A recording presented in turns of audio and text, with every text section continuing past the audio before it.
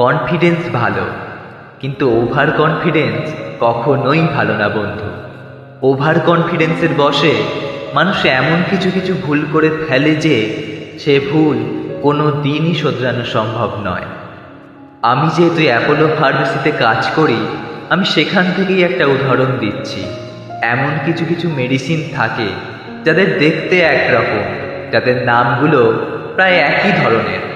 একজন এসে একটি মেডিসিন চাইল, আমি ওভার কনফিডেন্সের বশে ওষুধটিকে যাচাই না করেই তাকে একটি ভুল মেডিসিন দিয়ে দিলাম। এই কাজের জন্য রোগীটির মারাত্মক ক্ষতি হতে পারে, এমনকি সে মৃত্যুর সম্মুখীনও হতে পারে। তাই বলছি বন্ধু, কনফিডেন্সের সঙ্গে কাজ করো, তবে সব কাজ করার পর একবার যাচাই করে নিও যে কাজটি করলে সেটি ঠিক করলে নাকি ভুল। ওভার কনফিডেন্সের বশে কখনোই ভেবে নিও না যা করেছো ঠিক করেছো, কারণ এই ওভার কনফিডেন্স তোমার সঙ্গে অপরের জীবনেও গভীর অন্ধকারের সৃষ্টি করতে পারে।